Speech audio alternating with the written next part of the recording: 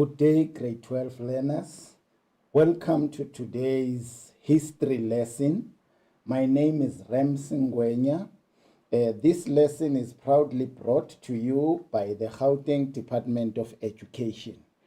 And as this is an interactive lesson, we have our WhatsApp number, which is 064 748 8913. For any clarity seeking questions that you would like to establish as you prepare yourselves for the paper tomorrow. What I want us to look at as of now, we are going to be looking at the Cold War as part of the revision program. What is it that you have to know around the concept of the Cold War? The topic will be extended also to the Cold War in Vietnam as a form of an essay question. Now, before we talk to the topic itself, there are exam guidelines which your teachers might have talked to you about. These exam guidelines inform you as to what must you expect in your paper that you will be writing tomorrow, that is History Paper 1.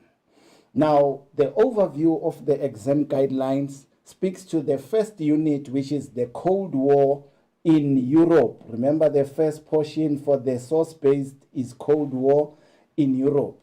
Now, there are bullets in the exam guidelines that you need to familiarize yourself with. The first one speaks to the end of the Second World War, as well as the introduction to the Cold War. Now, we are talking about two types of war. Immediately after 1945, the Second World War came to an end, which was immediately followed by the Cold War, which developed just after the Second World War.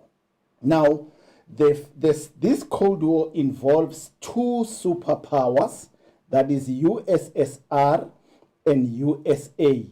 These are the two powers that are responsible for the development of the Cold War.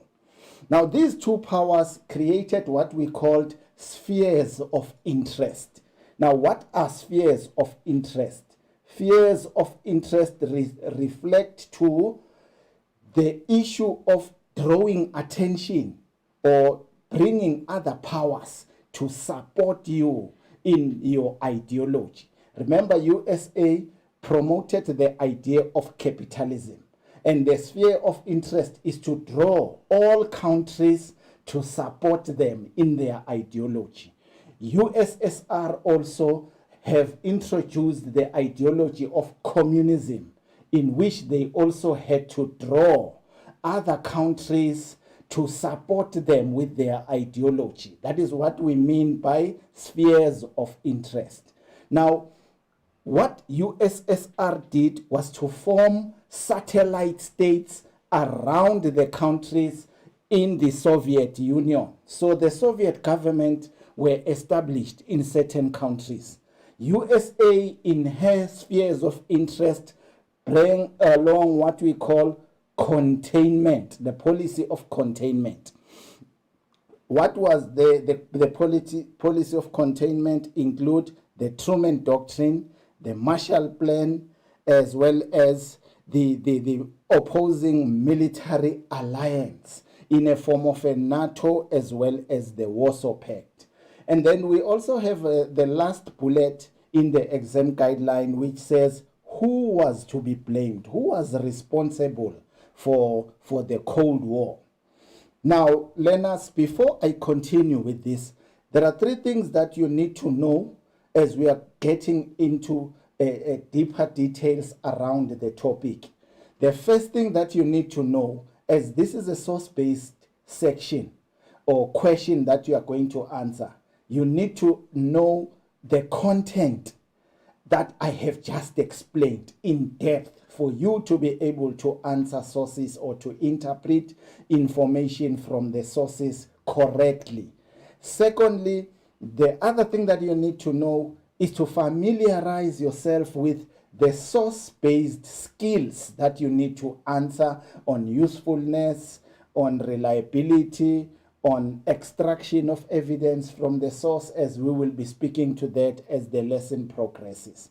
And the third section that you need to know before you answer or you prepare yourself thoroughly for the question is to master the language of the subject.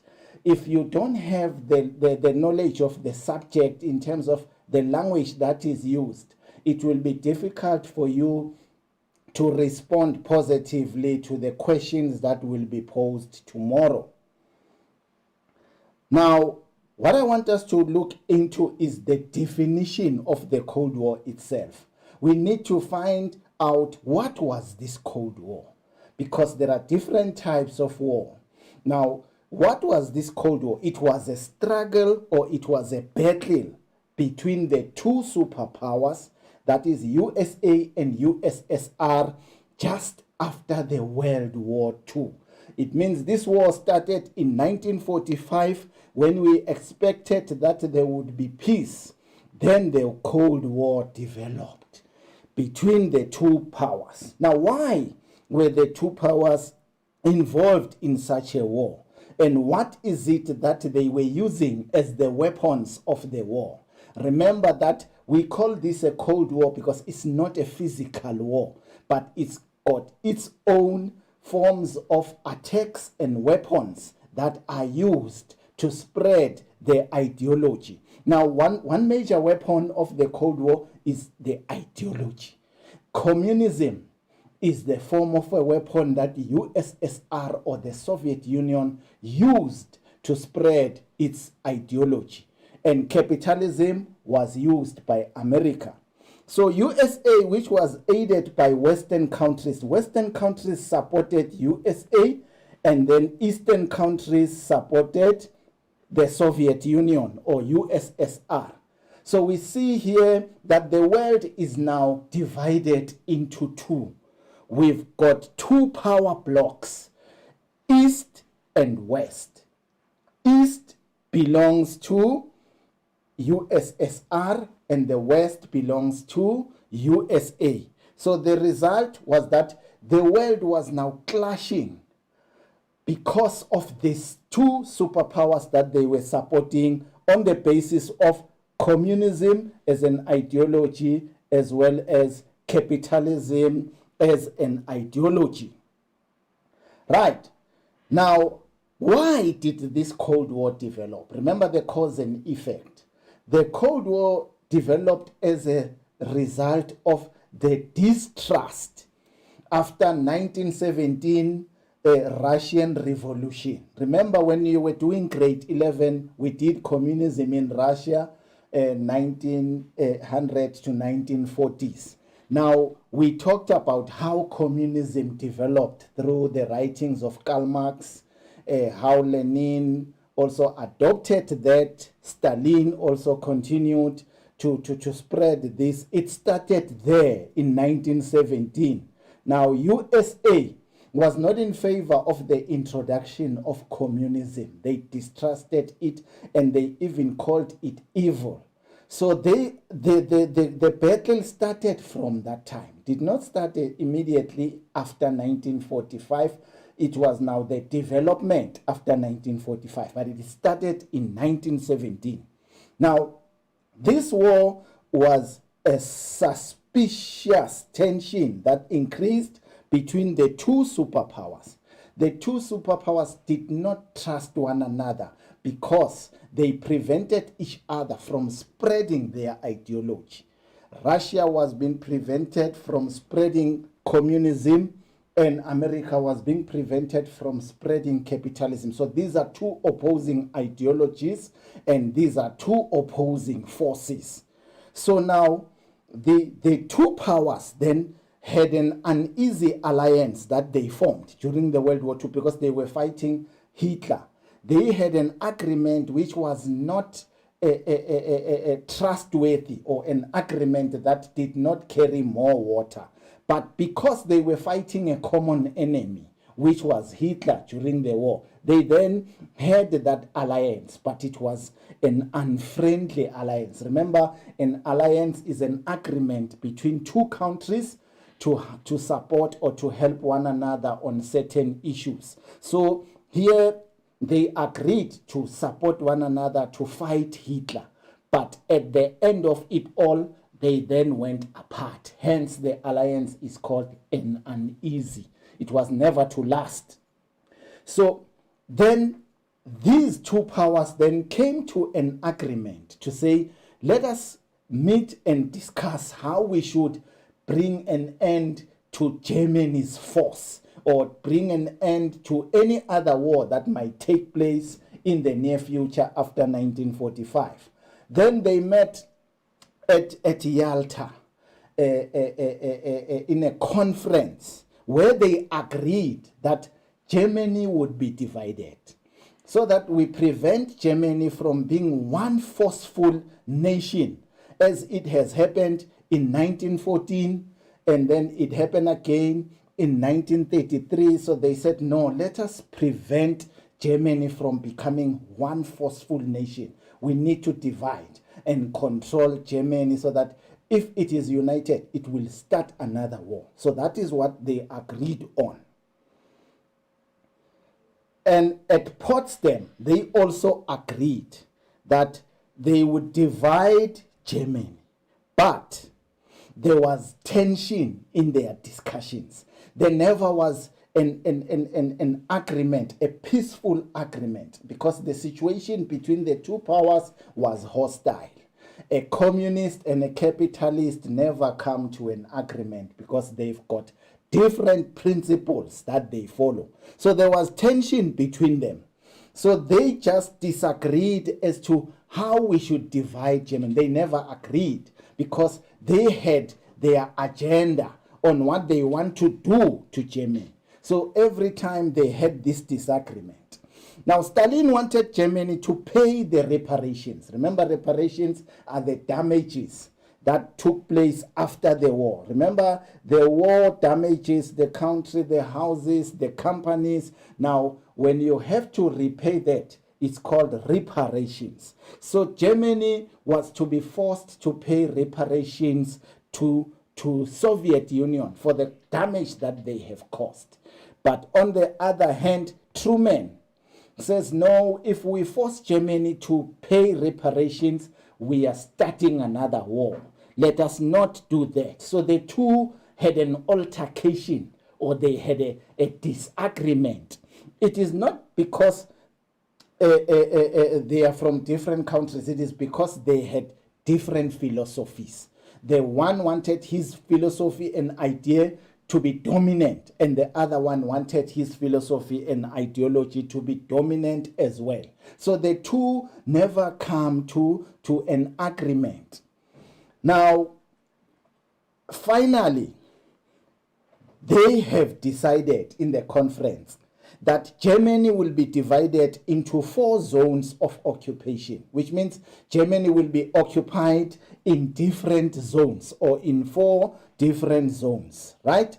And Germany would then, Berlin will also be divided as an economic hub of Germany. Remember that Berlin, everything was happening in Berlin. The economy and the strength of power and finance of Germany was around Berlin. Now they said Berlin must be divided so that it does not become an economic hub that will cause further tensions or further conflicts that would result into another war. So Germany then must never be allowed to be a unified force. The reason being, Germany was responsible for the First World War. Germany was responsible for the Second World War. So therefore, it was agreed after 1945. Germany must never be united, and Germany must never be allowed to start any other war. Right. Then, remember the spheres of interest that I explained in bullet 2 of the exam guidelines. Now, USSR had its influence in Eastern Europe. As I said, East belongs to USSR. USA had its influence on Western Europe, which means when we look at the map of Europe, the eastern part of the whole of Europe was controlled by USSR, which is the communist. And the western part of the Europe was controlled by USA. Now, USSR then looked into the countries that were around her and started annexing them or taking over them and convert them into communist countries. Now, what were those countries in Eastern Europe? It was Estonia, Latvia, Lithuania, as well as Eastern Poland. And then these countries, including Hungary, Bulgaria, Romania, and part of Eastern Germany, were converted into communist countries. Now, if these countries were made communist, it means they are forcefully to support Soviet Union or USSR. So they now belong to USSR. They no longer own themselves. Please understand that, learners. Now, there was also a communist coup that takes place. Remember, a coup is when the government is taken over by force. In Czechoslovakia, a coup took place, and Czechoslovakia also became a communist state. So these are some of the spheres that we need to focus on. Now we are getting in deeper into them to see these spheres as to how they operated in winning the hearts of the other nations or the other countries. Now, USA feared that, USSR or the Soviet Union is spreading its ideology in the whole Eastern Bloc or the whole Eastern Europe. They are slowly moving in and they are introducing their ideology of communism. We need to prevent them. Now, USA then came up with a policy of containment. Now, what did they do? USA feared that Greece, Italy, France might also become communist because these countries were slowly approached by the Soviet Union. Then Churchill said, though, this is going to divide the whole world into two, because now the Europe will be influenced by communism and capitalism. That's what he was seeing. He then came up with a policy of containment. To contain is to prevent or is to curb. Remember, the term containment comes from the word container. A container is something that contains something. If I have a glass of this nature, this is a container. It prevents water from spilling. So the term containment means to prevent any ideology from spreading. We need to curb it. We need to close it so that it must not reach us. That's the term containment.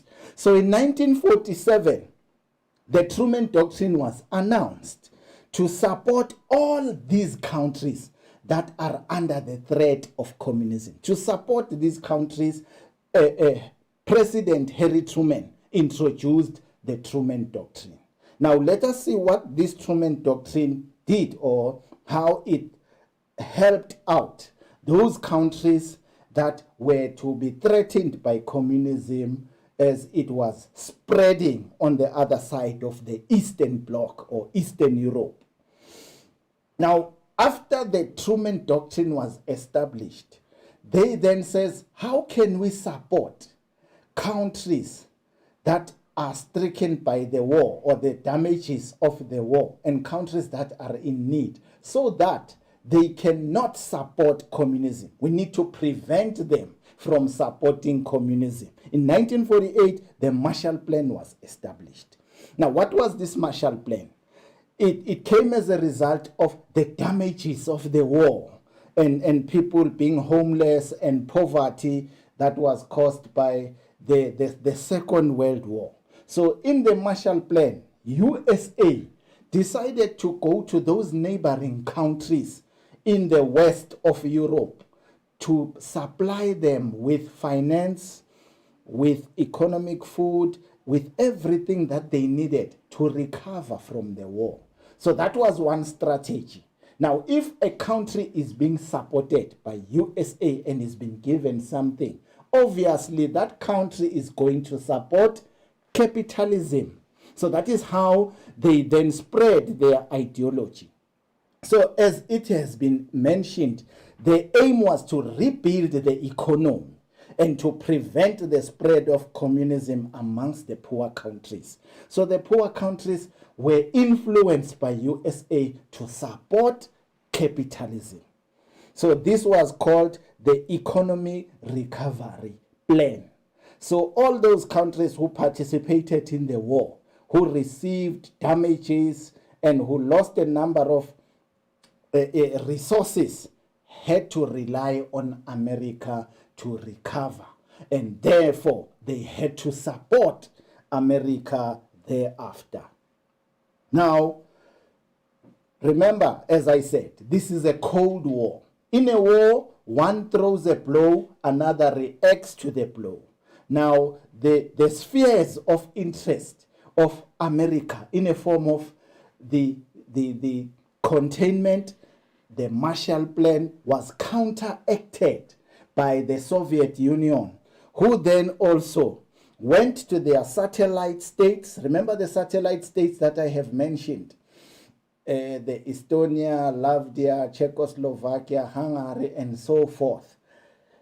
Stalin went into those countries and supported them with economic resources, or what we call economic recovery, after the damages of the war, in order that those countries should not go to USA for help. So Stalin prevented them by supplying them with economic resources. He also then set up what we called Cominform. Now, what is Cominform? Cominform stands for Communism Information Bureau. Now, Communism Information Bureau simply means that USSR or the Soviet Union would influence people to support communism because it will benefit them. So it was a form of indoctrination. It was a form of manipulating those countries to support communism. So it's called Cominform. Stalin also set up what we called Comecon. Now, what is Comecon? Comecon is Communism Economic Assistance, which means they would use their resources to support those countries who are supporting communism or who are in favor of communism. So those countries were provided with economic resources to back up or to stay supporting communism instead of capitalism. Now, remember what I said to you. The war, when one puts a blow, the other one reacts. The Cold War is also like a game of chess, if you can understand it from that way. If I move a piece, you check where am I going with this piece, and then you counteract my move. That is what happened. USA would make a move, and then USSR would look into where are they now heading, and then they will counteract the movement. That is how this war is taking place. Right. Now, what prompted to Berlin crisis? Remember, one of the bullets in the exam guidelines is the division of Berlin. Remember what I said. Why is Berlin important? It is an economic hub of Germany, which means that's where the resources were developed in preparation for the war of Hitler in 1939. Now, we have to then look into why did the two superpowers focused on dividing Berlin. Now, the Cold War, as it extended now to Berlin, remember, Berlin had to be divided into East and West. The East Berlin would be taken over by the Soviet Union, and the West Berlin would be taken over by USA. So the communists felt that we need to prevent people from going to the West so that we can keep them in the Eastern zone. And America also came up with a plan to say we need to keep our people or to keep our economy and our resources in the Western Bloc of Berlin so that people and our resources do not overlap to the Eastern Bloc. Now, what does this mean? The Soviet zone, which is the Eastern Bloc, did not grow well. Economy was poor because they were enforcing people to work for the state. So if people are to work for the state, they will not push themselves because production does not come to them. So they are working and serving the states. Therefore, the growth, the economic growth from the Eastern Europe was very much slow. It was not growing as in the Western Bloc, where USA allowed for private ownership. USA allowed for free enterprise as it is defined in capitalism, where everybody, individual, can grow and develop in the way that they want because it's a capitalist country. In opposite, you are not allowed private ownership, and individual growth is restricted in the communist country. Therefore, that resulted into the Eastern Bloc growing very slow, and yet the Western Bloc grow rapidly or in a fast manner in terms of economy and recovery from the ravages or from the damage of the war. So we could see that now the currency, the value of the money in Berlin was to be $1 because it was the one that was stronger than the one in the Eastern Bloc. And that what worried Stalin as the Soviet person to say, USA will dominate the whole of Germany if we are not careful. Right. Then Stalin then had to come up with a plan. What plan? He wanted to prevent USA from supplying countries in the bloc of Berlin with economy and finances and as well as other forms of resources. Now, West Berlin was not far from the western zone of Germany. Remember, West Berlin was not far from the western zone, and Stalin was angry at supplies that was received by these countries just near him, by USA. He was angry at that, and then he believed that if he allows this to continue, right, then USA will have dominance. That's what we need to emphasize. USA will have dominance and they will have power over us. And remember the ideology and the strategy. We must prevent them from spreading their ideology. So in June 1948, Stalin decided to close all the routes that were going to Berlin, especially to the west side, wherein the people would cross over to the west to deliver goods, to deliver food, parcels, or to drop out economic resources. Stalin felt that it would be disastrous for USSR to allow these people to spread their ideology through economic support. He therefore did what we called Berlin blockade, right? Now, what is Berlin blockade? Berlin blockade is when Stalin embarked on closing all the routes that are to support economic resources to West Berlin. He closed them down. Right. So Berlin blockade was to cut off the Western Berlin, to try to persuade citizens to agree to Soviet control. His intention was to enforce Soviet control. But if these countries receive, or these people receive goods from the West, then Soviet control would be damaged. Now, what did then the West do? Remember, this is a war.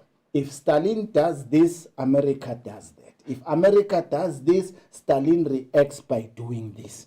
Now, how did then the USA counteracted the Berlin blockade? They then lifted up or came up with what we called Berlin Airlift. What is Berlin Airlift? Because Stalin closed all the routes, they then used the aircraft to supply the countries which they wanted to supply, or the parts of the country that they wanted to supply with economic resources. Then it means that Stalin cannot block the air. You can block the road down, but you cannot block the sky. So USA was strategic enough to use the airlift to prevent USSR from stopping them in doing what they wanted to do. So they continued to supply economic resources through the airlift. So therefore, what does that mean? It means that Stalin has failed to prevent or to block the supply from USA to West Berlin. In 1949, he therefore ended the blockade and he reopened. So what does that mean? It means he lost the battle in terms of preventing America from supplying economic resources to West Bloc of Berlin. He opened in 1949. Now, the other challenge as to what happens in East and West of Berlin, we see here that in 1949, about 3 million East Germans fled from the east of Germany to the west. Why were they running away? Because of the economic conditions, as well as dictatorship by Stalin in the Eastern Bloc, as well as the terrible living conditions and being controlled by the state. So a number of Germans in Eastern Berlin fled to West Berlin in order to have a good life there, in opposite of the life that was lived under communist imposition. So they wanted a higher standard of living, which means the standard of living in East and Berlin was poor, and they ran to the West for a good standard of living. So we hear by 1961 about 10,000 people a week, 10,000 people a week would run to West Berlin for better conditions. So East Germany is now in trouble, because if they allow all these people to go, who will serve the state? Who will grow the economy under the Soviet Union in the Eastern Bloc of Berlin? Therefore, Stalin had to come up with a plan to say, no, we cannot allow these people to cross over. How are we going to remain? Or what is it that we will remain with if they disappear or go to the other side? Therefore, Stalin started building what we call a wall in a form of Berlin Wall in 1961. Now, Berlin Wall was built in an effort to prevent all the people from West Berlin to cross over to East Berlin. Now, the Berlin Wall was highly constructed in a way that it was also electrocuted on top. For any person who crosses over will be electrocuted. And Stalin also placed in security guards to check on people who might want to demolish or to go through the wall and go to West Berlin. He prevented that. So the Berlin Wall was constructed to prevent all those people from the east in running away to the west, or from the communist side to run to the capitalist side. Now, the formation of the Berlin Wall escalated the battle between USA and USSR. So this war continues and continues. Now, in fear of the blockade, America said, no, no, no, no. If these people are building a wall like this, they mean war, because they are killing people who are crossing over, and there's an army that is protecting this wall. We therefore have to also prepare ourselves militarily. Remember, they prepared these countries with economic resource, with finances and other forms. Then they say, through this Berlin Wall erection or development, we therefore have to come up with a strategy of supplying our countries with armaments. Should there be a war between USA and USSR? Now, how did USA counteracted the formation of the wall? They, in fear of that, they established what we called the NATO, an alliance. Is called North Atlantic Treaty Organization. Now, NATO is an organization that is to supply all the countries that support USA with armaments, so that if USSR attacks, those countries can defend themselves. That is the reason for the NATO formation. And why was the NATO formed? It was to counteract what Germany was doing through the Berlin Wall. So they saw this as a way of a war that could emanate, or a war that could resume on the basis of people being killed and soldiers being around the Berlin Wall. So they defended themselves by establishing NATO. So all the satellite states that supported USA became the members of the NATO in order to defend themselves or to protect themselves against the attack, should it happen, by the Soviet Union.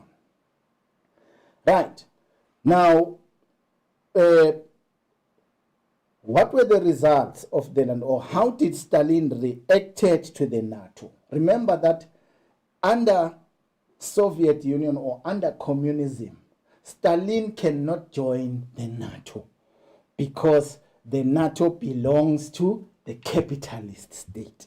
Therefore, in fear of the countries that might attack the Soviet Union, Stalin decided to use her allies to come together and form what we called the Warsaw Pact or the Warsaw Treaty Organization.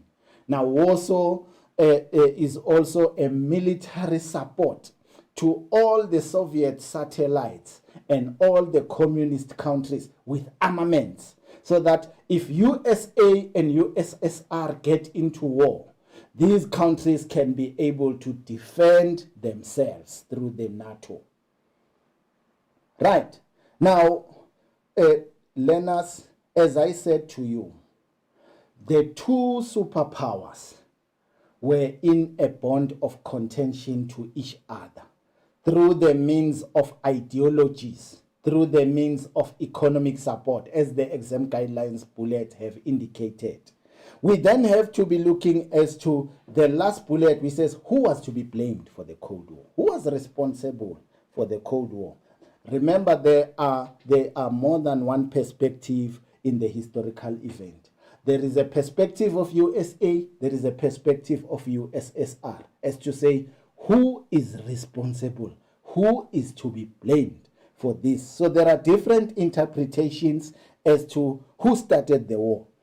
The Soviet Union would blame the USSR by the actions of expansionism after the World War II. Remember, USA expanded to support these other countries, and they started blaming the Soviet Union, or Soviet Union started blaming USA for it.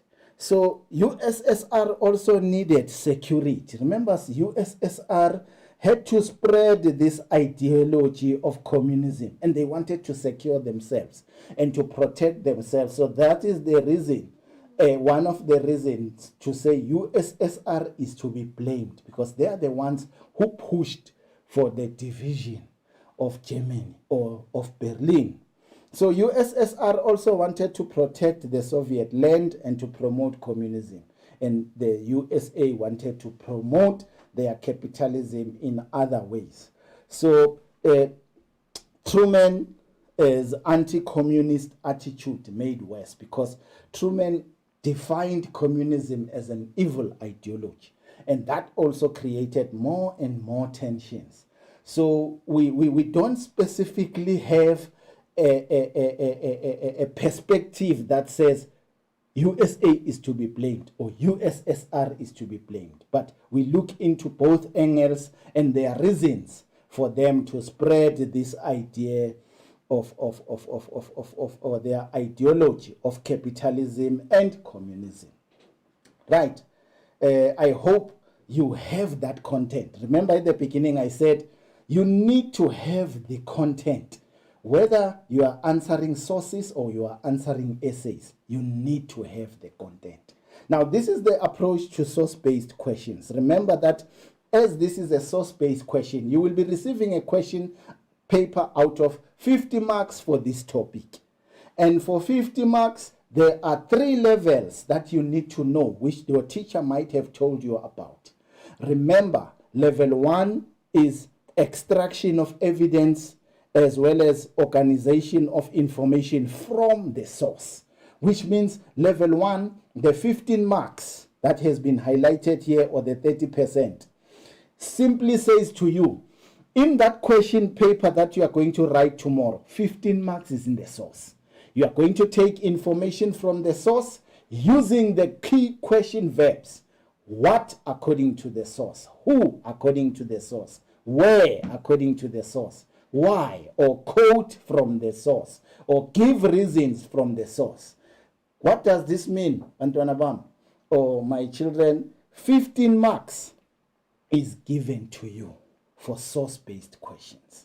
And the level 2 questions is 40% and 20 marks. Now remember, now level 2 is not extraction, it's interpretation. You are no longer going to use mostly the source on its own, but you will be using the source and your own knowledge to interpret information.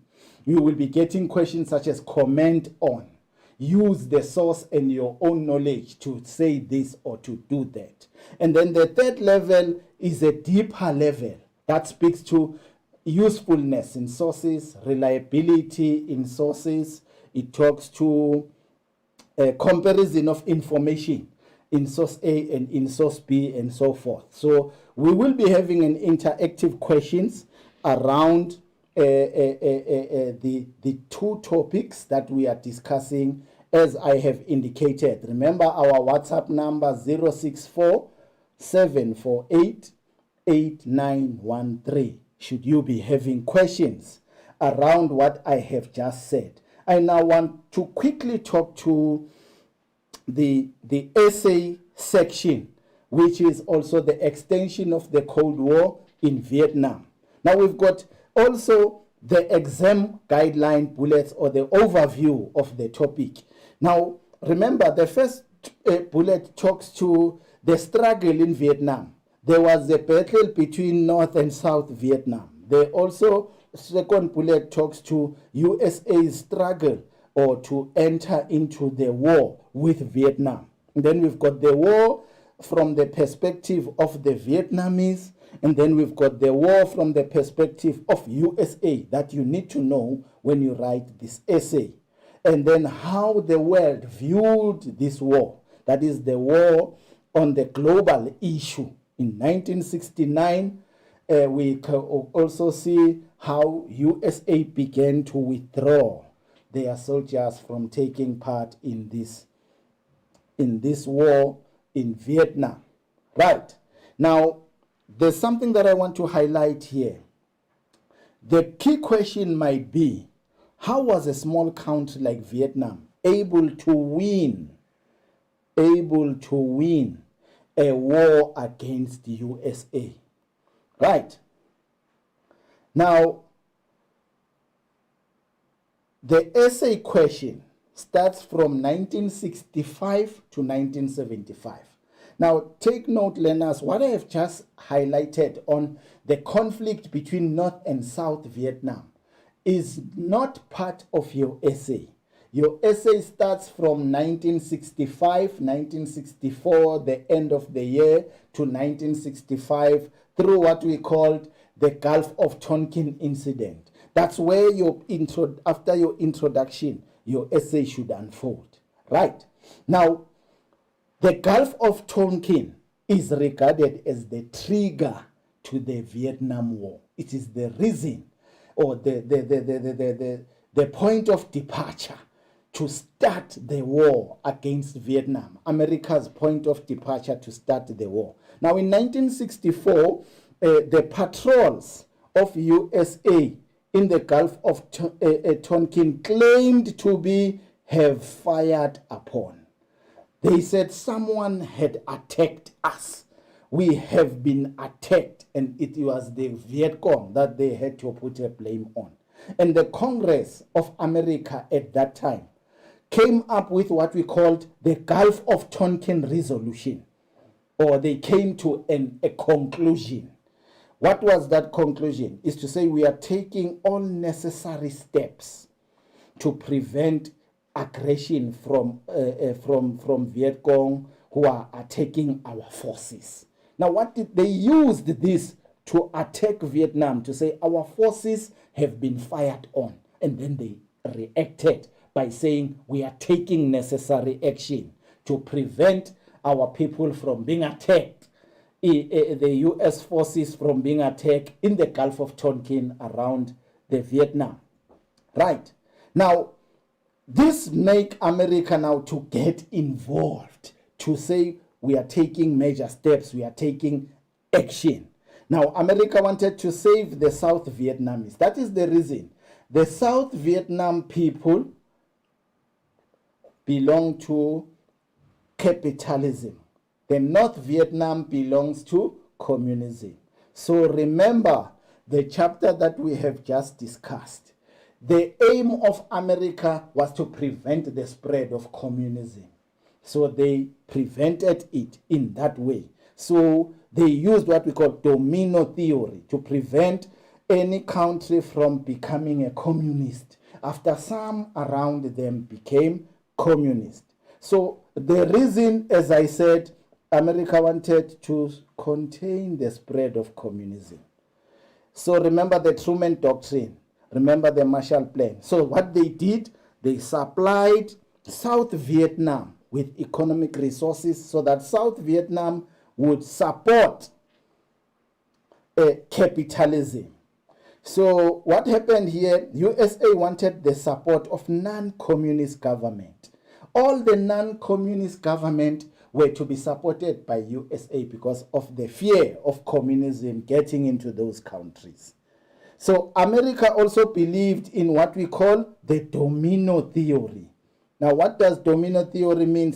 If a particular state become communist, obviously the neighbor will become communist. So we have to prevent that. So we also have the president of Ngo Diem, who was very much corrupt, a leader who was very unpopular, and he was very much brutal. And the lot of South Vietnamese did not like him, and they were more likely to start supporting the Viet Cong. That's another reason. The president of Ngo Diem, who supported America, had to be forced because people were afraid that if he continues with this, people will become communist. So they prevented him from doing that. Right. Now we've got strategies in the war that you also must talk to when you write this essay. Right. The North Vietnam and USA struggle, or the strategies. What was USA's strategy? It was to force North Vietnam to give up. Remember the battle between North and South of Vietnam. So it was to force them to give up. And it was to make the North Vietnam to agree that they are now a capitalist state. And therefore they must protect them from the attacks of the South Vietnam in a form of the Viet Congs. So South Vietnam, what this is USA strategy, this is South Vietnam and government strategy. Now, South Vietnam strategy was to remove the Viet Cong from the villages, to take them out and to defend South Vietnam from being taken over by the communist state. So they rely on the US government for support to achieve their objectives. Remember the spheres of interest. All countries that became or followed or support capitalism, it is because they received economic support, they received money, they received all forms of resources that they needed for them to back up or to lean on communism. So the North Vietnam and the Viet Cong strategy was to convince people that South Vietnam must get rid of their own government, to destroy the morale of the army, right? The army of the Republic of Vietnam, the army of the Republic of Vietnam. So to inflict enough damage on the US troops and to convince the US troops to withdraw or to push them back. So they said they will fight until full national liberation and unification of Vietnam was achieved. Right, remember, because of the conflict between the North and South, there was a need for the two sections, North and South, to come together. And that was the North Vietnam strategy, to bring unity between the two. Now remember, this is just a way of reminding you what your essay should cover, right? Now, what did then USA, or what were the actions of the Viet Cong and what were the actions of USA? In 1965, USA launched what we called Operation Rolling Thunder. Now, what was this Operation Rolling Thunder? It was an aerial bombing using nuclear weapons, chemical weapons, napalm, and all the Agent Orange. All that was to destroy the forest, or it's called deforestation.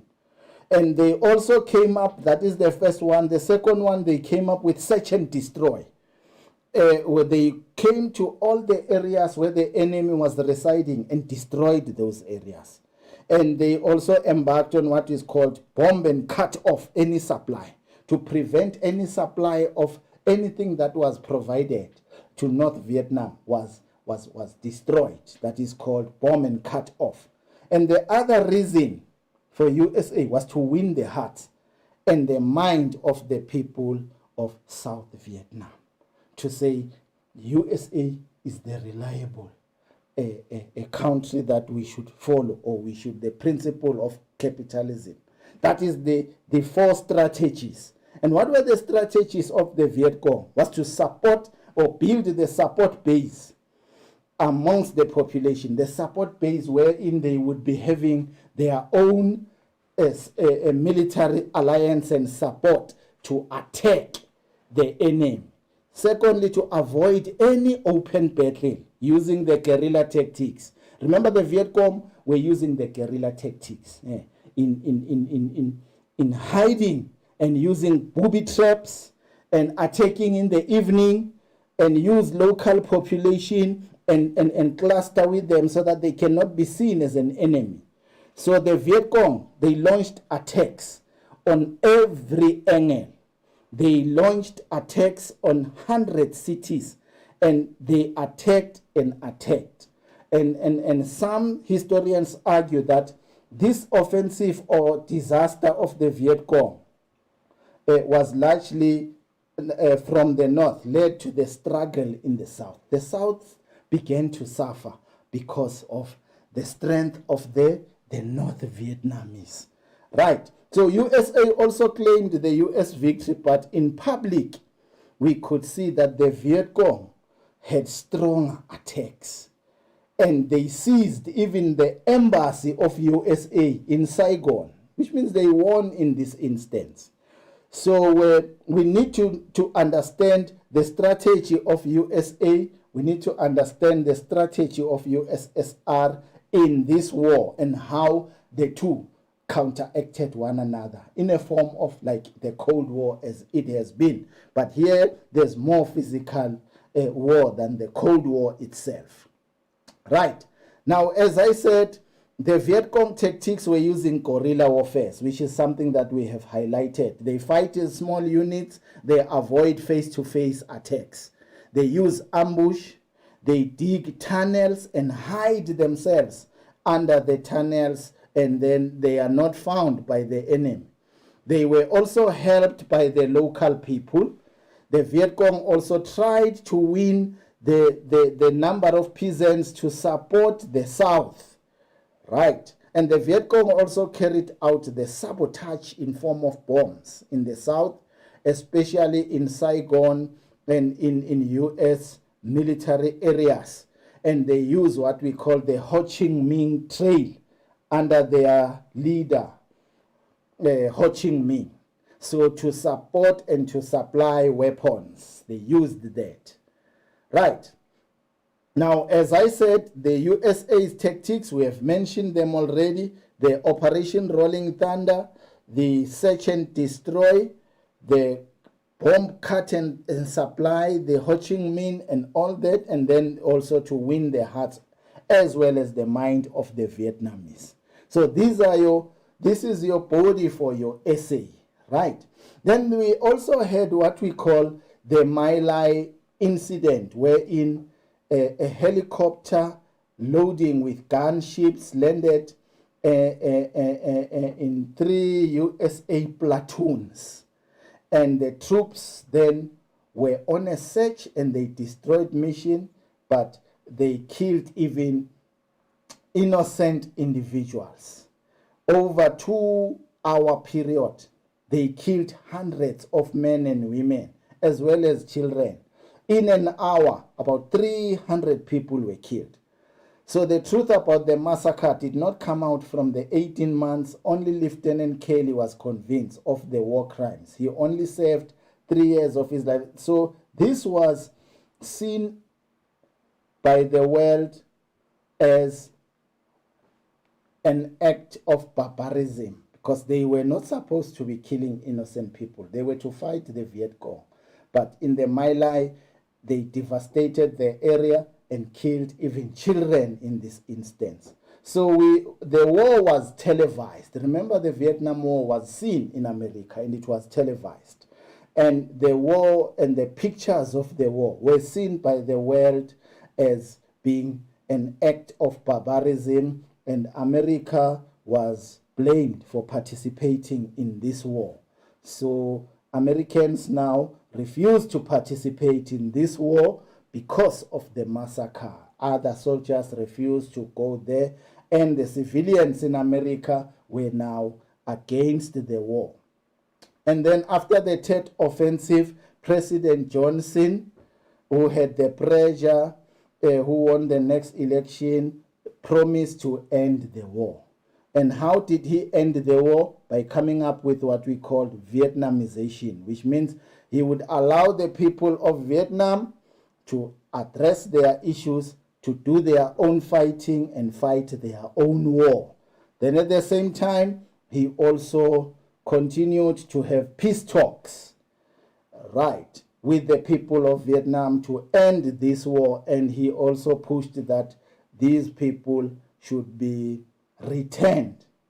So what happened? Nixon ordered the invasion of Cambodia in 1917, and the aim was to disrupt the Ho Chi Minh Trail and to destroy the Viet Cong base.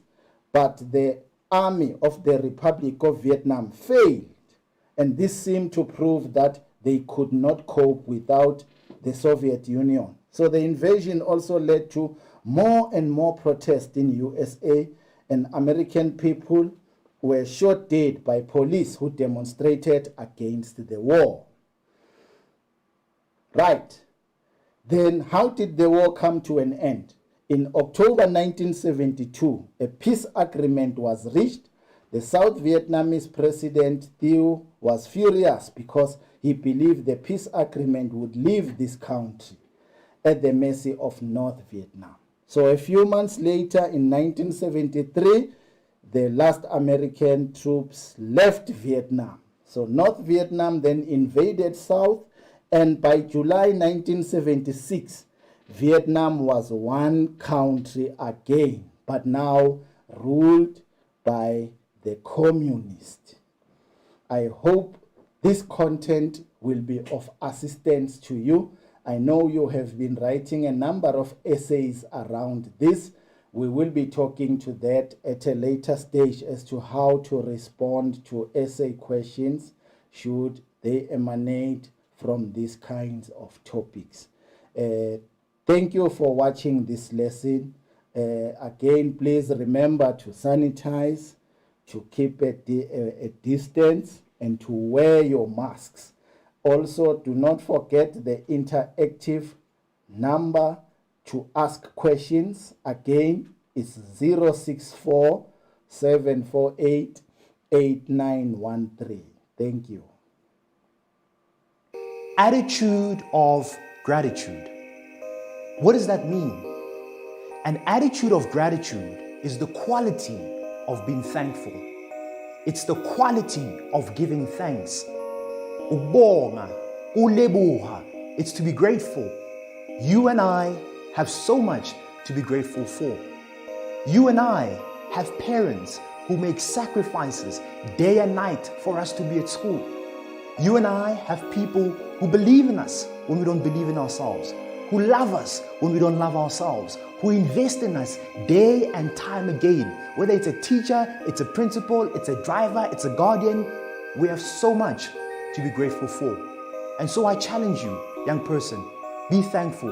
Ubonge, lebuha, be grateful each and every single day of your life. Strive to display an attitude of gratitude. Excellence. Excellence is a habit. Excellence is a quality you have, a quality I have. It's a quality we have when we honor what is true to us.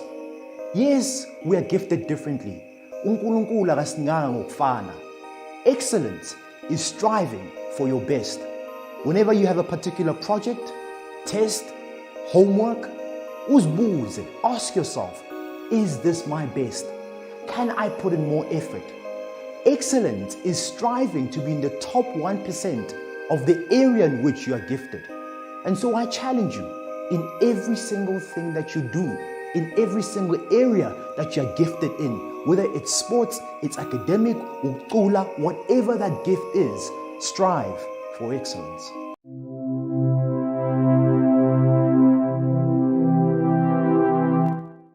You are responsible for your own life. No matter how old you are responsible for the things that are currently happening in your life right now. Nobody is going to push you to become a better student. Nobody is going to push you to read more, to study more. You are responsible to put in the time necessary so that you can get the results that you want in your life. So today, make sure that you are putting in the work. Make sure that you are responsible in doing everything that you want to do. Because for you to achieve more, you need to put a little bit extra work to what you are doing and keep on believing and keep on doing, and you will see the success that you want. Attitude of gratitude. What does that mean? An attitude of gratitude is the quality of being thankful. It's the quality of giving thanks. Ubonga, ulebuha. It's to be grateful. You and I have so much to be grateful for. You and I have parents who make sacrifices day and night for us to be at school. You and I have people who believe in us when we don't believe in ourselves, who love us when we don't love ourselves, who invest in us day and time again. Whether it's a teacher, it's a principal, it's a driver, it's a guardian, we have so much to be grateful for. And so I challenge you, young person, be thankful. Ubonge, lebuha, be grateful each and every single day of your life. Strive to display an attitude of gratitude. Excellence. Excellence is a habit. Excellence is a quality you have, a quality I have. It's a quality we have when we honor what is true to us. Yes, we are gifted differently. uNkulunkulu akasinganga ngokufana. Excellence is striving for your best. Whenever you have a particular project, test, homework, uzibuze, ask yourself, is this my best? Can I put in more effort? Excellence is striving to be in the top 1% of the area in which you are gifted. And so I challenge you, in every single thing that you do, in every single area that you're gifted in, whether it's sports, it's academic, ucula, whatever that gift is, strive for excellence.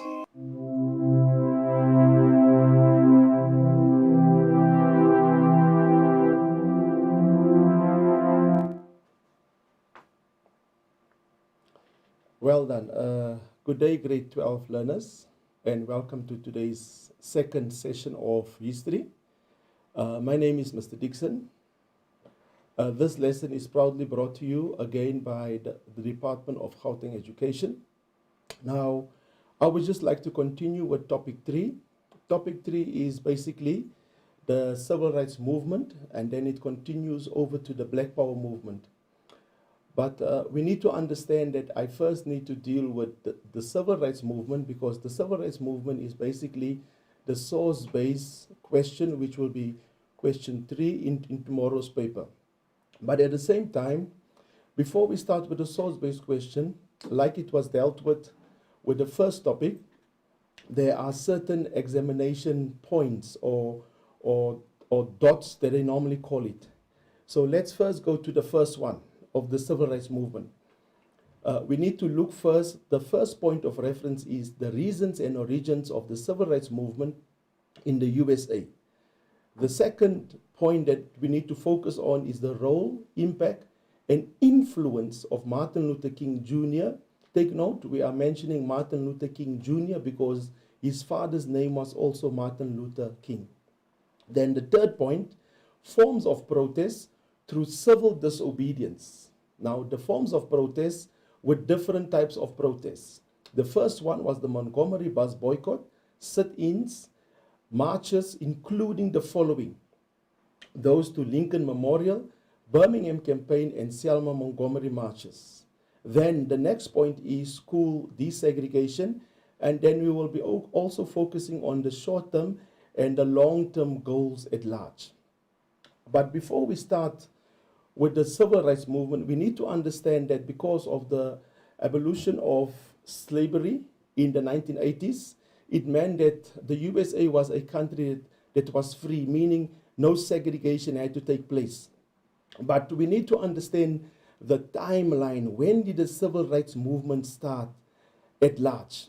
So as you're looking at your screen currently, please ensure that you write down the following dates. Take out a book, start writing down, because these dates are imperative, especially it helps you to remember which date, which activity. Then the first date that we need to look at, how did it start? It started off with the Linda Brown incident. Her parents wanted to enroll her at the nearby white school, but she was refused enrollment. But what happened is the Supreme Court ruled that schools must be segregated in the 13 southern states in the USA.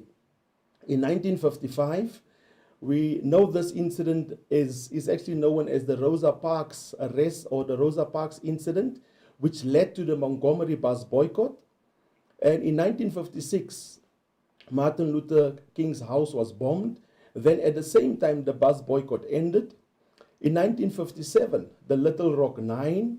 And why is it called the Little Rock? Because Little Rock was the area where the school was situated. And why was it called Nine? Because they selected 9 African-American students. So when we talk about African-American students, we will classify them as black students. Then in 1960, it was the Greensboro sit-ins. At the same time, it was the SNCC. It was founded during that year. Now, what is SNCC? It means a Student Nonviolent Coordinating Committee. Then at the same time, in 1961, It was the freedom rides, the start of the freedom rides. We will deal with it later. Then in 1963, it was where Martin Luther King made his famous speech. And at the same time, the Children's Crusade also occurred. Then it was the Birmingham bombing. And in 1964, Malcolm X was assassinated at the same time. But what is so significant here is that in 1964, King was awarded the Nobel Prize, and also 1964, it was the signing of the Civil Rights Act.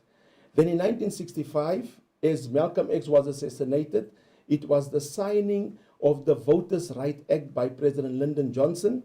Then also the police, before the signing of the Voters' Right Act, the police attacked demonstrators at the bridge in Selma. Then in 1968, it was the passing of the Civil Rights Act. Also in 1968, it was tragic that Martin Luther King had to lose his life. Now, let's quickly look at what were the reasons for the civil rights movement. Many African American people believed that their lives would change after World War II. Now, why did they have that idea? Why did they have that ideology? I hope that you are making notes, guys, because it's imperative that we have the reasoning behind this. The reasoning behind this is that they had fought for the country. Which country? The USA. And expected to be treated as equals. They wanted to be treated equals as the whites. Black African American activists were frustrated. Why were they frustrated? Because the federal and the state government lack of action to implement desegregation into different places within the USA. Then the next point that caused the reasoning for the civil rights movement was they were also angered by the huge resistance of white Americans against the ending of segregation and the ongoing violence against black people, particularly in the 13 southern states of the USA. Then the last reasoning is that it was in the context that the civil rights movement emerged. It means it was because of all these frustrating factors that was against the African Americans that the civil rights actually came to the forefront. And as the civil rights came to the forefront, there had to be a leader. And who was this leader? This leader was called Martin Luther King Jr. Martin Luther King, he was a 26-year-old and appointed as the Baptist minister in Montgomery. At the same time, at the beginning of the Montgomery bus boycott, King spoke to a large congregation of people at Hall Street in Montgomery. He became the spokesperson for African Americans at large in the USA. He challenged racial segregation and injustice against not only African Americans but whites also. He was a gifted speaker.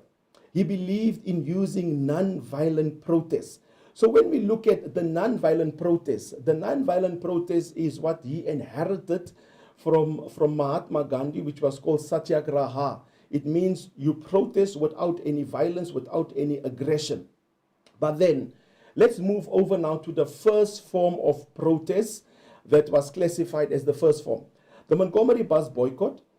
The Rosa Parks arrest resulted in a year-long Montgomery bus boycott, which ended in legal victory, where the Supreme Court ruled that segregation on Montgomery buses was classified as illegal, meaning now only in Montgomery that buses, now segregation within buses was classified as illegal. It also means that buses were now desegregated. Learners, it's imperative that you understand the two words. Segregation means separation. Desegregation means to unite. Then during the boycott, Martin Luther King emerged as a powerful speaker and a nationally respected leader, not only for African Americans, but take note, for some white people also.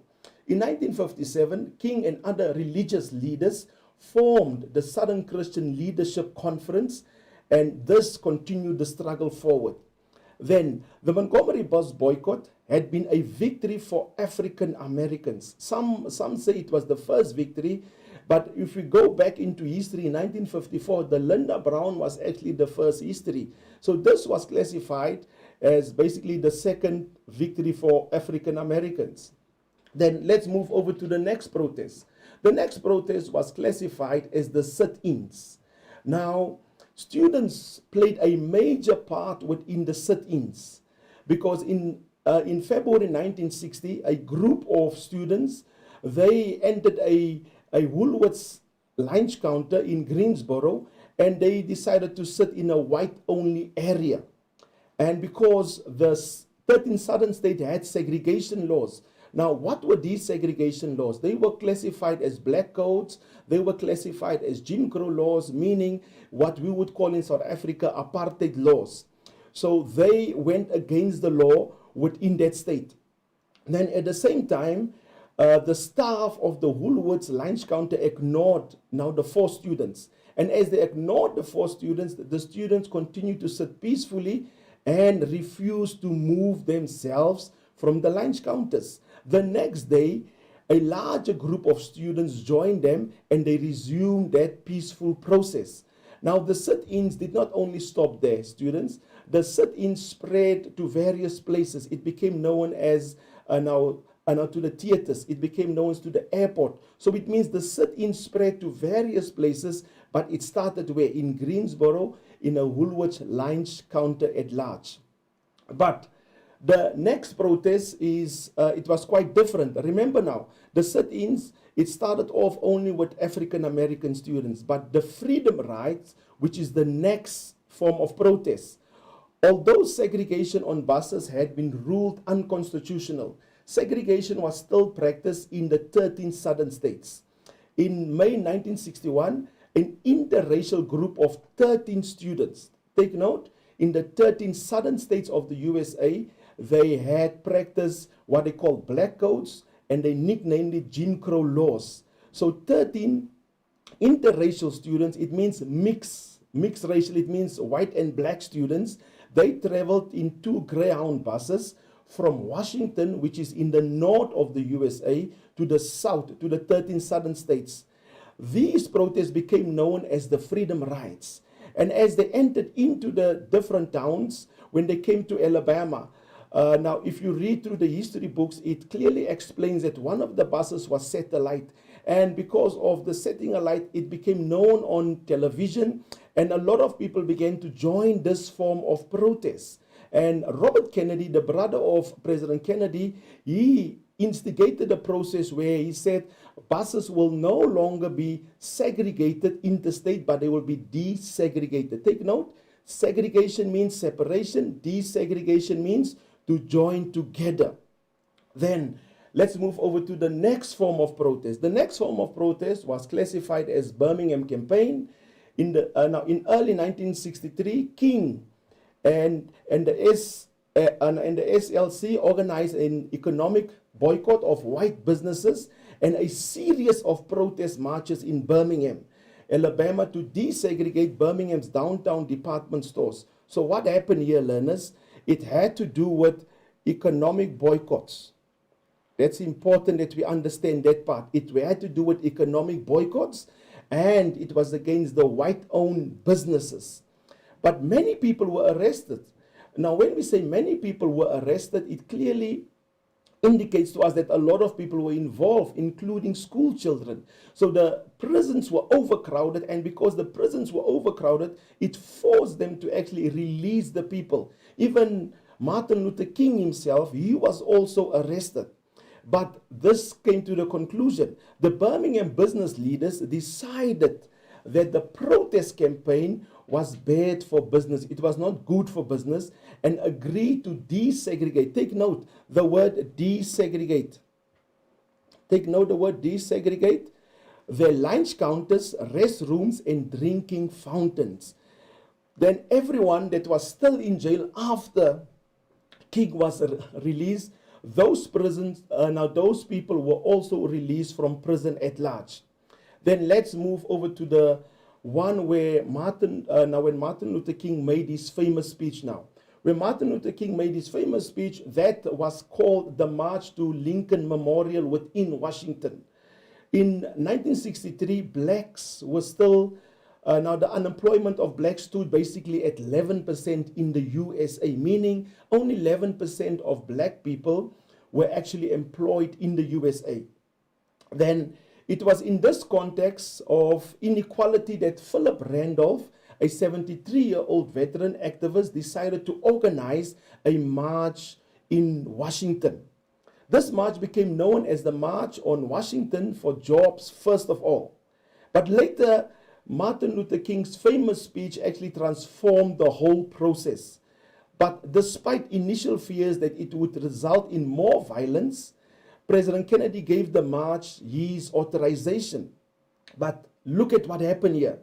On 28 August, 250,000 people of all faiths, about 60,000 of them were white people, they attended this march at large. It is at this march where President Johnson actually signed the Civil Rights Act in the presence of Martin Luther King. Now, what did that mean? That clearly meant that segregation must be banned in all places within the USA. Now, although the Civil Rights Act was signed already by the President of the USA, still, African Americans could not vote. African Americans had to write a literacy test. It means clearly, learners, that African Americans had to write a test. If they failed the test, it meant that they had to rewrite it. So what happened is Martin Luther King and his group of activists, they started having what they were calling summer schools. And in the summer schools, they were educating the African Americans how to read, how to write. But something significant happened. There was a guy killed by the surname of Jackson, and because of the killing of Jackson, the Southern Christian League, they decided, listen here, we need to march now from Selma to Montgomery. And this happened on 3 occasions. On the 7th of March, this is what happened actually. They marched towards the Edmund Bridge. Now, the Edmund Bridge was a bridge within Selma itself. And as they marched towards the bridge, the paratroopers said unto them, listen, you need to turn back. And they refused to turn back. And as they refused to turn back, and this is what happened, the paratroopers, which we will say in South Africa, the police, attacked them and they were beaten up. And this was live on television, and more people began to join this. But take note, on the 7th of March, this happened. On the 9th of March, Martin Luther King joined the march now. They were marching towards the Edmund Bridge, and as they marched towards the Edmund Bridge, Martin Luther King looked at the police, and the police indicated to them, listen here, you need to turn back. And Martin Luther King looked at the police, and he turned his back to the police and said to the crowd, let's go back. Meaning now, they didn't continue on the 9th of March. So later on, they went to the Supreme Court, and the Supreme Court ruled, listen here, the march can continue. It means now that on the 21st of March, 1965, they continued with this march. And now, look at, this is now what clearly happened. President Johnson called upon Congress to work with him because he saw what was happening. And they had to prepare a new federal legislation to secure the rights of all the people in the USA to vote now. So on 6 August 1965, Johnson now signed the Voting Rights Act, which eliminated all voting literacy tests. It means now that poll taxes and other legal loopholes which had been used to prevent black people from registering to vote in the southern state had now been abolished. So that means the civil rights movement achieved its aim by equaling the law now. Now, we need to understand now, we said that with regards to the examination guideline that we need to cover the short-term and the long-term goals at large. Now, let's quickly look what was the short-term and the long-term goals. As President Johnson signed the Voting Rights Act, all right, in 1965, then Martin Luther King Jr. had mobilized thousands of black and white Americans to participate in campaigns of civil disobedience between 1955 and 1965. Then the signing of 1964 Civil Rights Act and the 1965 Voting Act were important gains for the civil rights. That was now classified as long-term goals at large. Learners, if you have any questions pertaining to the civil rights movement, there is one thing that we didn't cover, and I just spoke about it a little, but it is the Little Rock 9 incident. But I'm sure your teacher covered that with you with regards to activities also. Now, that was basically the source-based activity of which will be classified as question 3 within tomorrow's paper. But when we move now to the essay part, please take note. With the essay part, it is classified as section B. The first question, the number of the first question is, we dealt with it earlier. Mr. Mgwenya dealt with it earlier. The first question is question 4, which is classified as Vietnam.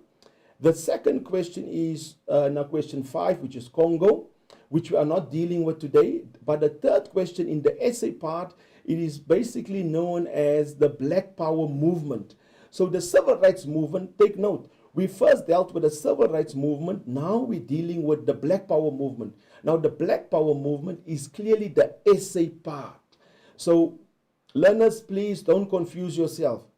This is why I indicated earlier, take out your pen, take out a book or a piece of paper and start writing down. So the Black Power movement is what we are going to deal with now. So it is imperative that we understand that we need to look at the examination guidelines once again.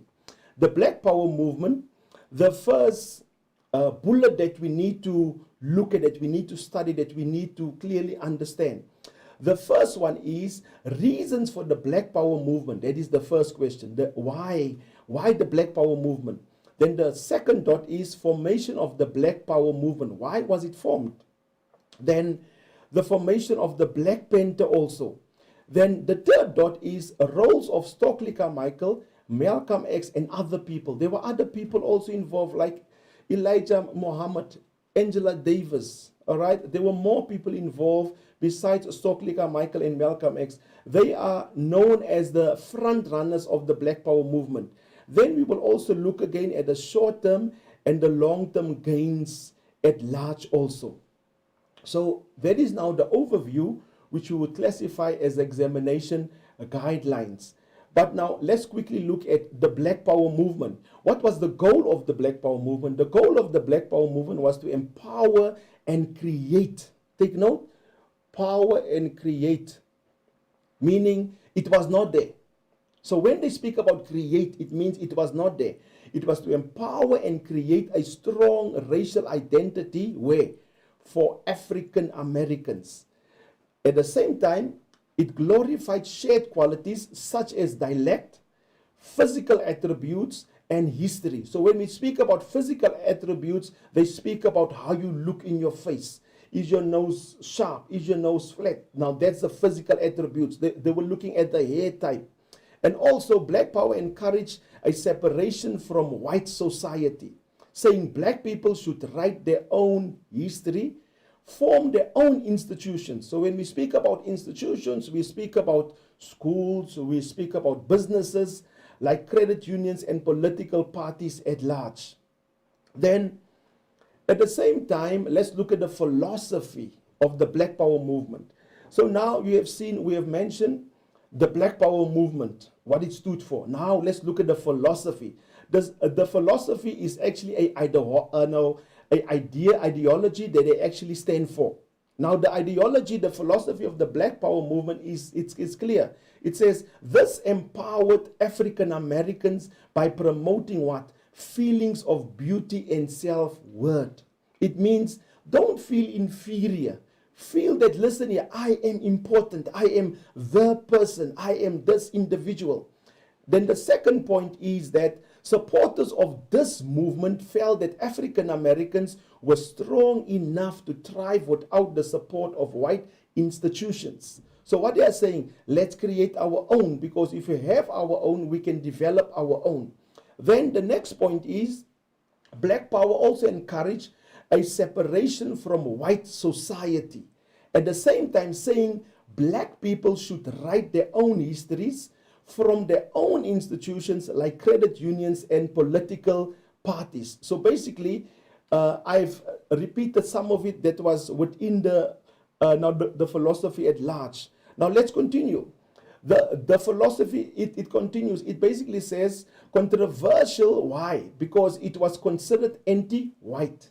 Why? Because it was called black power. It means the black people must begin to do what? Empower themselves now. But at the same time, they must acknowledge that some white people had helped African Americans to secure the right to vote. Who signed the Voters' Right Act? Was it not the president? And the president was a white man. But also, white people initiated that process also, because 60,000 white people joined the Lincoln Memorial March. Then at the same time, they organized protests and hand out leaflets at the same time. Now, in the 1960s, it was a time for black people to begin to fight for themselves. The next point of the philosophy, which is not the most important point, but it is the point actually. It was important to African American sense of self-worth. They had to build up their self-worth. At the same time, they had to see that justice could be sought and oppression, they had to fight against that spirit of oppression without the assistance of white people. So when we look at the philosophy of the Black Power movement, it was basically to ensure that, listen here, blacks can fight for themselves. Blacks can stand up for themselves. But let's quickly move over to the role players quickly. So when we look at the first role player was classified as Stokely Carmichael. Now, who was Stokely Carmichael? At Howard University, Stokely Carmichael became known as the leader of the Nonviolent Action Group, meaning NAG, N-A-G. Carmichael brought NAG into affiliation with SNCC. It means the the Student Non-Coordinating Committee, and took part in the Student Non-Coordinating Committee Freedom Rides of 1961. Now let's just stop there a little bit. Meaning, Carmichael was part of the civil rights movement that initiated this process of what? This process of non-violent process. But Carmichael later became a field organizer for the Student Non-Coordinating Committee and led voter registration drives in Mississippi. And in 1966, he was elected as the chairperson of the Student Non-Coordinating Committee at large. Then also, Carmichael, who was Carmichael also? Just to make known unto you that Stokely Carmichael was married to Miriam Makeba, a South African singer also. So that's important that we remember that South Africans also played a part in the Black Power movement and in the civil protests within the USA. Now, Carmichael was arrested in 1966. Now, let me just go back a little bit. Carmichael was part of the civil rights movement. He was a friend, associate of Martin Luther King. So after the shooting of James Meredith, Carmichael decided, listen here, that black people need to stand up against themselves. Because why? Because white people were they were dominating, they were bullying black people at large. So he felt, listen here, civil rights movement, non-violent protest, I'm putting you one side. Why? Because I feel that I need to stand up with aggression also. But we'll go into the aggression part now. So after he was released from prison, he made his famous speech. What was his famous speech? His famous speech was, it was classified Black Power. So Carmichael was the one that came and said Black Power. And as I'm lifting my fist, and this is what he did. He said Black Power. And from there onward, every individual that was classified as an African American, when they had to show Black Power, they lifted up their fists. And that culminated right across the world. Then Black Power, it spread right across the USA at large also. But please take note, Black Power in this country to unite. He was talking about the USA now. He says it must be recognized as an heritage. It means black people must be recognized. First of all, they must unite.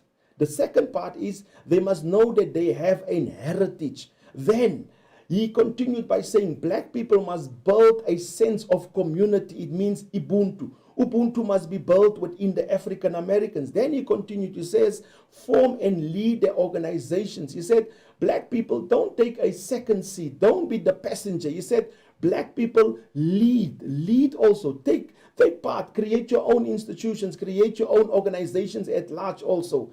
Then he said they must reject what? The values of American society, meaning he was referring to the segregation qualities, the characteristics of segregation within certain white people at large. But very important, in 1967, he joined with Charles Hamilton to write the book Black Power, The Politics of Liberation Within America. Then, at the same time, Stokely Carmichael also played a huge role. Carmichael adopted the slogan of Black is Beautiful. He said, black is beautiful. So from there onwards, right across the world, people began to adopt this word, black is beautiful. Then he continued by saying, black pride and rejection of white ideas of beauty. So what did he say here? He said, this included adopting Afro hairstyles and African forms of dresses. So when we look at Afro hairstyles, he said, listen here, do not use Wella straightener. And learners, you are familiar with Wella straightener. He said, you are an African. Be proud of your hair. Allow your hair to grow within the Afro shape. And he says, and you need to take pride that you are African. Then, now, as we look closely now, so Stokely Carmichael was a firm believer that black people must be proud of themselves. Now, take note. I am breaking the different role players up. So it means now that you need to write the essays also within different paragraphs now. So as we continue with Stokely Carmichael, some of the civil rights groups such as the National Association for the Advancement of Colored People and the Southern Christian Leadership Conference rejected Carmichael's ideas and accused him of being racist. Please take note, Carmichael was part and parcel of the Southern Christian Leadership Conference. He was one of the leaders. So they rejected his idea of this aggression, of this violence, of being upfront in the face of the people. Then what happens also is Carmichael began to criticize Martin Luther King. Now remember, Martin Luther King used to be his friend, used to be his associated, and his ideology of non-violence. So what did Carmichael promote? He promoted violence, he promoted aggression. He eventually joined the Black Panther. Please take note that we need to understand who started the Black Power movement. It was an ideology from who? From Stokely Carmichael. He started that movement. Take note, the Black Power movement was not an organization, but it was a movement started by who? Stokely Carmichael. And why did he start that movement? He started the Black Power movement because he believed that the civil rights movement was too slow to bring change for who? African Americans. Now let's move over to another role player, which is called Elijah Muhammad. Now Elijah Muhammad, he was the leader of the Nation of Islam at large also. But Elijah Muhammad, the organization was built upon the ideas of Marcus Garvey and the New Negro. What happened here at large is that he worked to uplift the poor blacks by fostering a sense of what? Pride within the black people. He operated shops and restaurants to promote what? Economic independence. He stressed what? He stressed that black people must go back to their roots. He said, black people believe who you are. Now, this is Elijah Muhammad now. Then Elijah Muhammad also did the following. He says, white people are enemies. And then he says, the blue eyes are the devils. And at the same time, therefore, he rejected calls for what? Integration. So he did not want white people to become part of this movement called Black Power. But remember, Elijah Muhammad was the leader of Nation of Islam. Then the nation continued to spread throughout the cities in the eastern part of the USA in the 1950s. Then also a very profound individual that was part of the Nation of Islam. In 1947, his name was called Malcolm Little.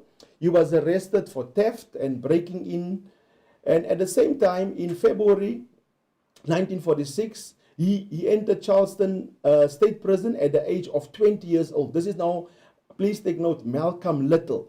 Malcolm was transferred in 19 1948 to an experimental and progressive prison program in Massachusetts. So it's imperative that we understand Malcolm Little now became later known as who?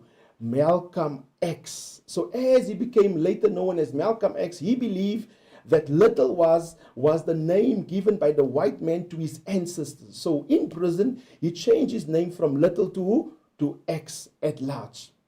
Then, very imperative. So Malcolm X was released from prison as what? He now, please take note that Malcolm Little, that became known as Malcolm X, he was a Christian. His father was a Baptist preacher.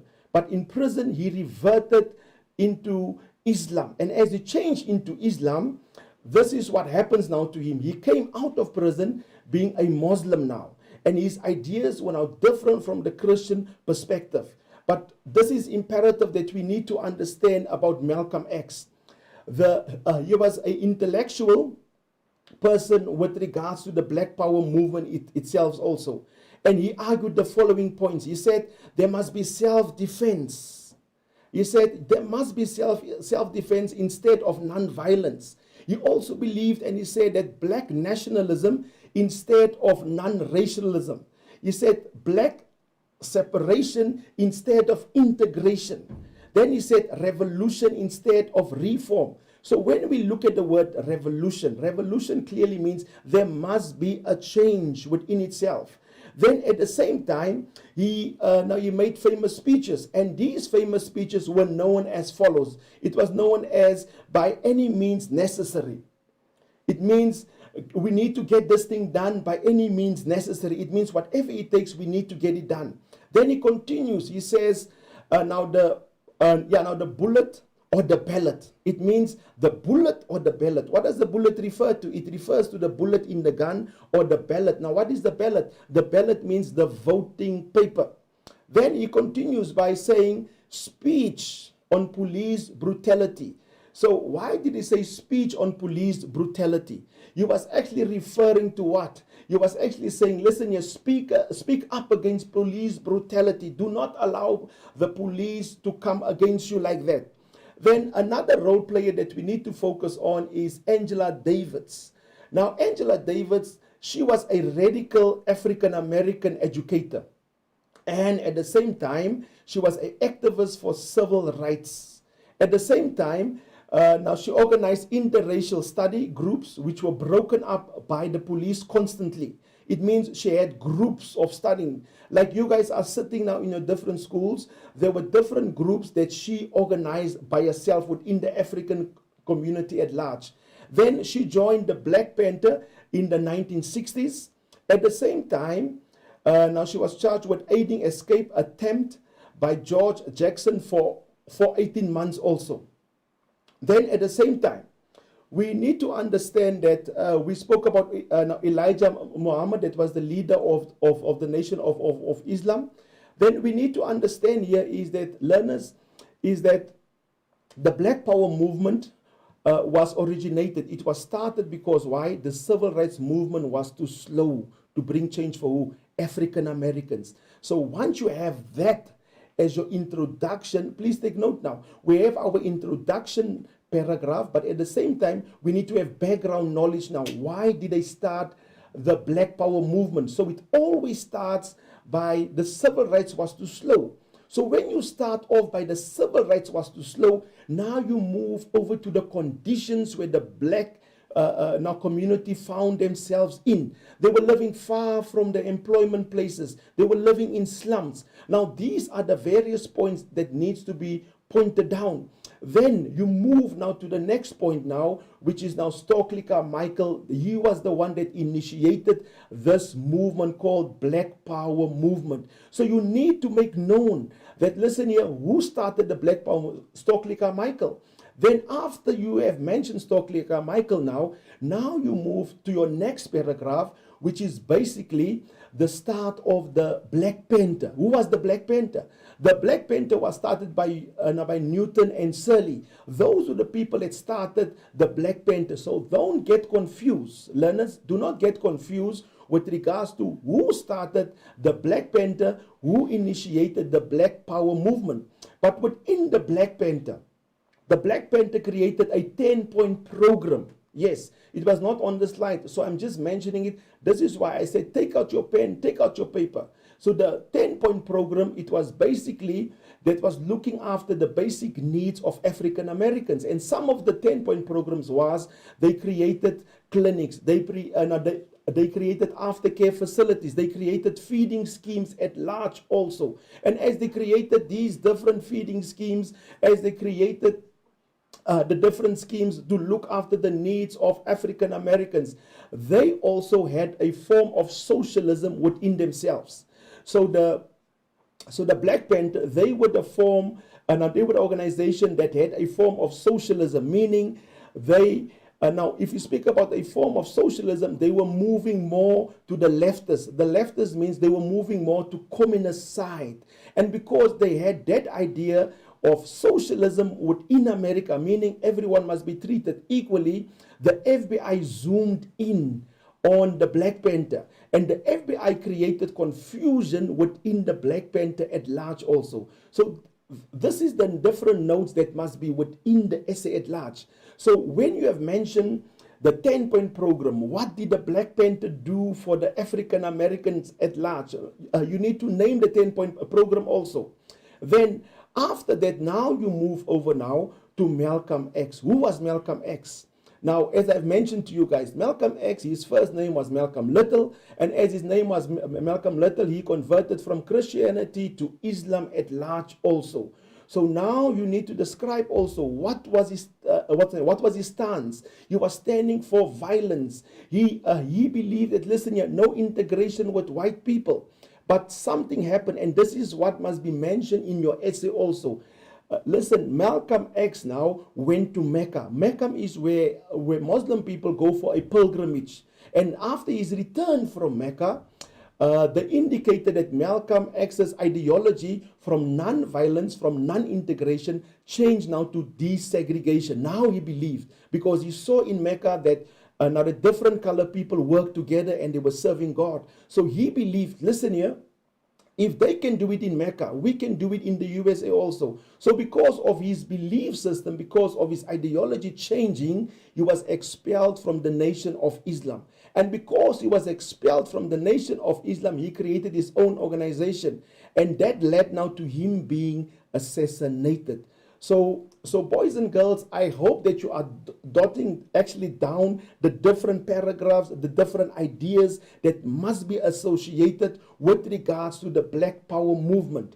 I will be repeating it before I finish off now. Then also after Malcolm X, you can mention about Elijah Muhammad. You can talk about Angela Davis also. There are other role players that form part of that also. But then we need to mention the short-term and the long-term gains also of the Black Power movement. What were the long-term gains? The long-term gains were basically black is beautiful. Be proud that you are African American. At the same time, what were the short-term gains? In Watts, there was a riot that broke out, and because of the riot that broke out, it lasted for 4 summers. So when we look, what is 4 summers? 4 summers is basically 4 years, basically. So when the riots actually broke up, President Johnson sent a committee, and that committee discovered, listen here, why are these African Americans protesting for so long? And they discovered, listen here, it's inadequate housing. It's not having employment. So what happened is President Johnson now created a program that sustained now, that tried to improve the lives of African Americans. I just want to repeat myself to you again. We need to start off with the Black Power movement. Basically, you start off by explaining now the reason why the Black Power movement was started, who started it.